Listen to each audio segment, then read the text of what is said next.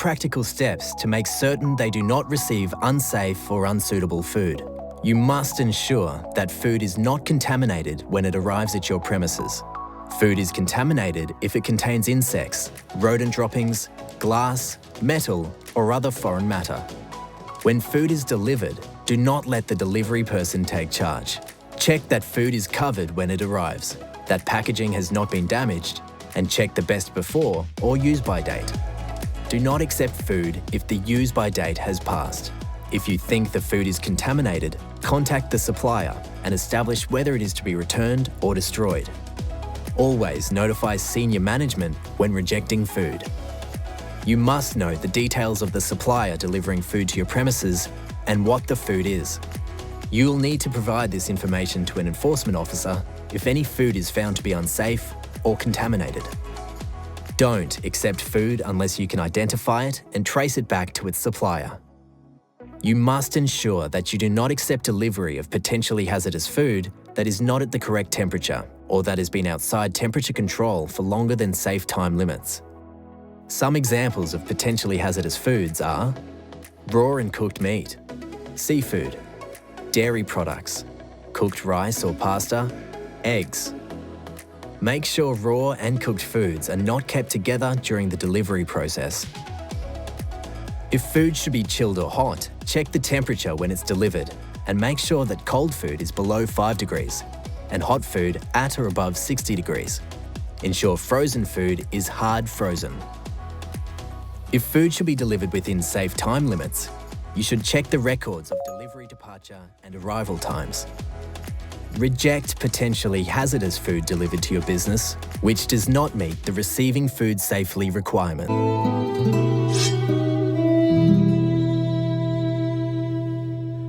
Food can be stored in a refrigerator, cool room, freezer or dry store. The general rules for all food storage is to keep all food in sealed, covered and in clean containers. Store food to avoid cross-contamination. Store food off the ground to assist with pest control and cleaning. Some people use casters, wheels on their food containers to elevate them off the floor and to also help with cleaning. Have a stock rotation system for using older stock first. Make it difficult for pests to get into storage areas. Keep storage areas clean. Ensure that storage areas are not too crowded. Follow manufacturer's instructions about food storage. Make sure that prepared items are clearly dated. Food must be stored in food-grade containers and not in rubbish bins. Never top up new food on top of old food. Always clean and sanitize storage containers when empty and before restocking. Refrigeration units must obviously be kept clean.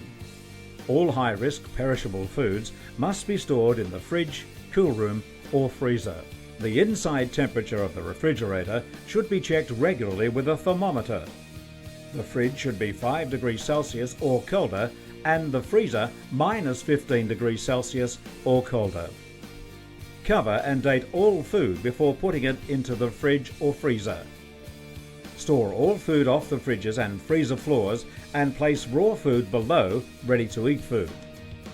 Keep fridges and freezers clean, including door handles and door seals. Use older stock first before their use-by dates. When opening cans, fruit juices, vacuum sealed products, long life or UHT products, check the labelling for revised storage conditions and use-by dates, as the labelled use-by date will no longer apply. Many products now have instructions such as refrigerate after opening and use within 5 days of opening or less. The revised use-by date should be clearly marked on the packaging so that all staff are aware of the changed storage conditions and when to throw the food out if not used in time. Many products that have been traditionally shelf-stable in the past must now be stored in the fridge after opening. These include various sauces such as soy, tomato sauce, jams, chutneys, marinades, etc. Don't order too much or overstock fridges or freezers. Check that water or condensation does not drip onto food. Have fridges and freezers serviced regularly. Maintain seafood in a frozen state or keep below 3 degrees Celsius where possible, or best practice would be to use within 2 days of thawing or from within 1 day of purchase if fresh. Dry and canned food. Important points to remember when storing dried foods. Always store dried food in sealed and labelled food-grade containers. Keep them in a cool, dry place where air can move easily. Store all foods in sealed packaging or airtight containers. Place shelf-stable liquid items below dry items. Cans must not be rusted, dented or swollen. Ensure that the storeroom is kept dry and clean. Keep chemicals away from the food storage area. Look for pest droppings, insect eggs, feathers, etc. Store food items according to the storage conditions on the label. Use-by dates and storage conditions may change once opened. Remember to read the labels thoroughly. Decanted items still need to be fully traceable.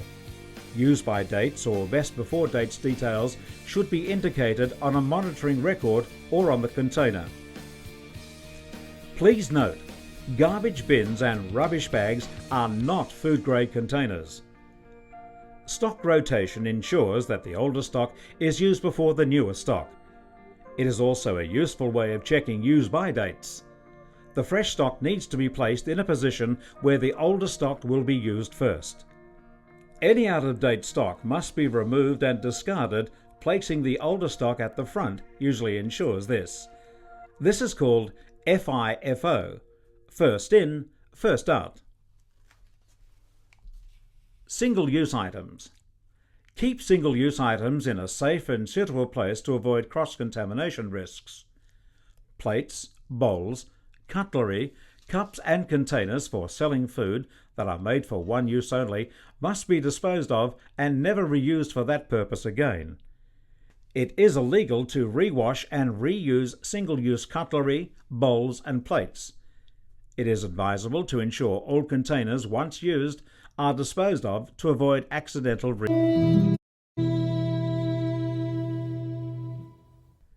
It is important that you know the impact that temperature has on food. At 100 degrees Celsius or boiling temperature, bacteria are killed quickly, while 75 degrees Celsius is the minimum cooked food temperature and where bacteria die. 60 degrees Celsius is the minimum for hot food in a display cabinet. At this temperature, the growth of bacteria is slow. At 45 degrees Celsius, bacteria grow very quickly. At 21 degrees Celsius, bacteria grow quickly. 5 degrees Celsius is the maximum allowable temperature for cold food, whilst 3 degrees Celsius is the ideal temperature for fish and shellfish. At 0 degrees Celsius, freezing temperature, bacteria grows slowly, between 0 and 5 degrees Celsius. At minus 15 degrees Celsius, the minimum frozen food temperature, bacteria is dormant. So the danger zone for food is between 60 degrees Celsius and 5 degrees Celsius. High-risk food items can spend no longer than 4 hours in the danger zone. The 2-hour, 4-hour rule must be followed. If the total time out of temperature control is less than 2 hours, then the food item can be placed back into the refrigerator, cooked or consumed immediately. If it is more than 2 hours, then the food item must be consumed immediately or discarded. And more than 4 hours, then the food item must be thrown away. Remember, time calculations for high-risk foods and fluids left in the danger zone is accumulative. To give you an idea of bacteria growth, the Department of Human Services state that if there was 1 bacterium on a piece of food at 12 noon, there would be 2 at 12:20, 4 at 12:40, 512 at 3 o'clock, 32,768 at 5 o'clock, and over 2 million by 7 p.m. Now that is if there was just 1 bacterium on the food item in the first place. The chances are that there would be more than 1, therefore the time it would take to reach dangerous levels is even less. displaying food in the food premises. A food business must, when displaying food, take all practicable measures to protect the food from a likelihood of contamination. For packaged food, this will mean ensuring that the packaging remains intact.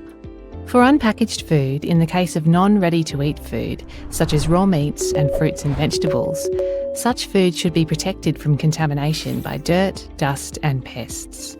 For unpackaged foods that are ready to eat and available to customers for self-service, certain requirements are in place to prevent such food becoming contaminated.